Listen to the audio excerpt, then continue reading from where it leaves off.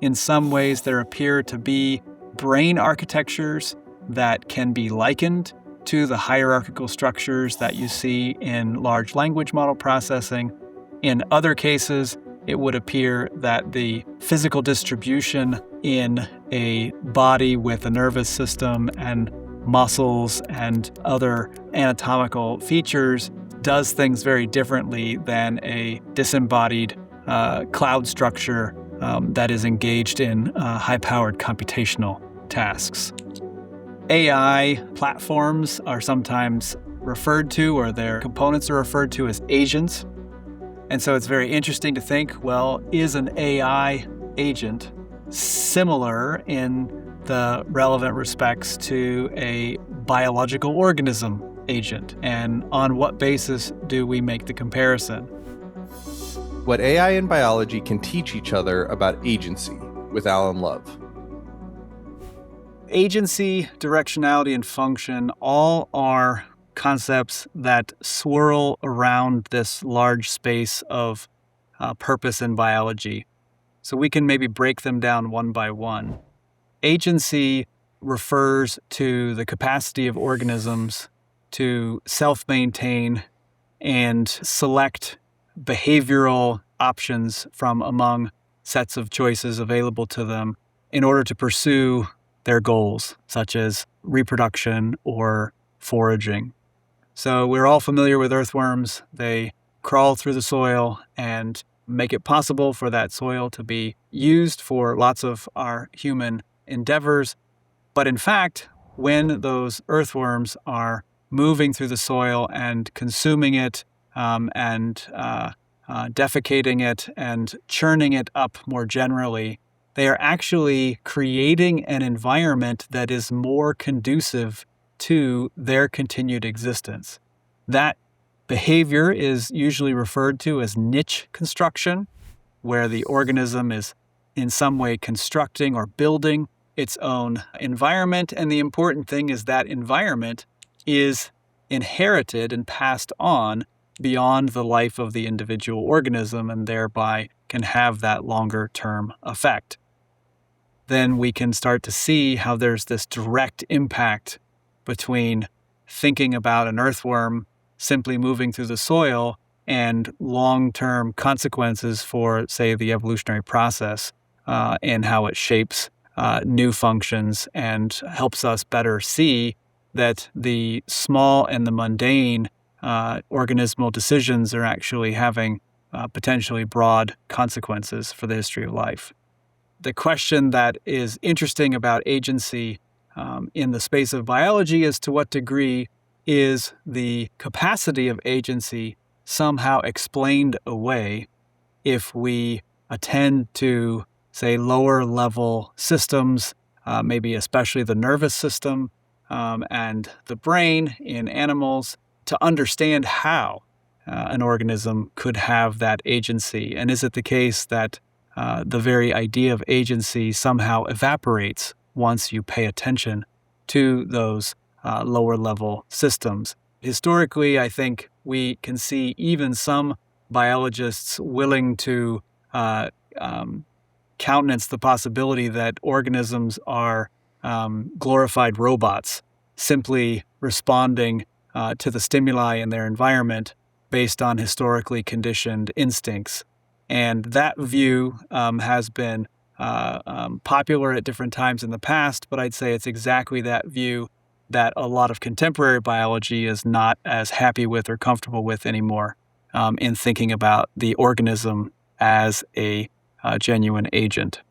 Directionality, the second concept, has to do with what kinds of empirical behavior do we only expect of living systems. So when we look at an organism like a squirrel sort of moving around in trees or on the ground, right, we think that that movement has a certain directionality that's associated with the organism having goals or aims of some kind, say collecting food. When we think about the directionality of a ball rolling down a hill, we don't think that that's the same kind of directionality. The last concept, function, refers to what we think of as basic for organisms needing to do things. An organism needs to eat, an organism needs to mate, so there are associated traits that allow those things to happen appropriately. So we oftentimes attribute function to the traits that, say, allow an organism to eat, allow an organism to mate.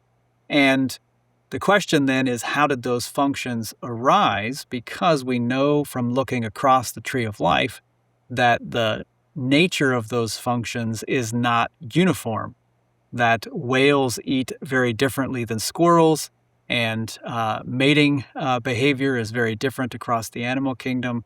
And how is it that we get new forms of functionality? How is it that one function changes into another? Or even how is it that one trait can exhibit more than one function at a time?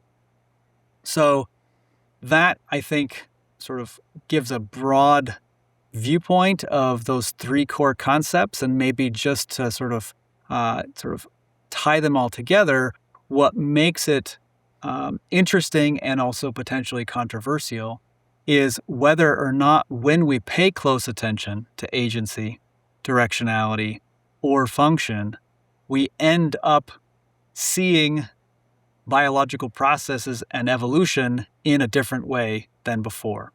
And so the implications are potentially quite powerful if the way we think about those concepts actually changes the way we theorize and do data gathering in biological investigation.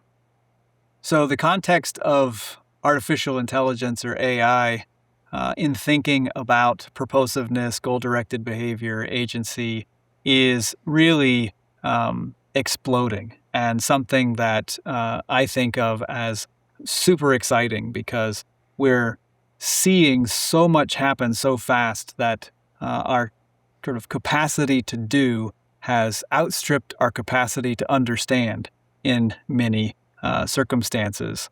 And I think right now we tend to want to affirm their agential status, in part because the AI systems seem to be able to do things that we can do, reasoning tasks, problem solving of different kinds. Whereas in thinking about them as potentially being different, we recognize that the way they carry out their tasks, the way they solve their problems, may actually be different from the way we do so, or the way our biological wetware implements things. So I do think that biology and AI investigations can be mutually informative. For AI, there can be a healthy amount of learning from how biological systems are set up and what kinds of principles they're set up on, and whether those principles confer certain kinds of abilities or capacities on systems that we want our AI platforms to engage in. At the same time, because AI systems are artificial and we can manipulate them and tinker with them in profound ways, we can learn lessons about the sort of breaking points and possibility space for living organisms exhibiting some of those capacities that we wouldn't otherwise be able to do, because we couldn't experimentally modify living systems with that kind of precision. And therefore, we can learn things for biology from AI. So I do think that it is a two-way street between the two. However, we're in early days of that endeavor. And so I would expect over the next 5 to 7 years, we're going to see a sort of explosion of studies that explore exactly those two kinds of pathways. Another interesting connection between AI agents and organismal agents is, to what degree can we fool ourselves about what's going on? In the traditional discussion about teleology in biology, many biologists have worried that we tend to anthropomorphize or attribute capacities to biological systems that they actually don't have and don't need in order to carry out certain kinds of tasks. At the same time, we can see something similar in AI, where a lot of people are potentially overinterpreting what's going on with an AI agent, claiming that a platform thinks, or in some sense even feels, when in fact that sort of interpretation is not warranted or necessitated by the data available. So in that respect, AI and biology together in the space of teleology kind of remind us of the need to be careful and rigorous in how we approach them.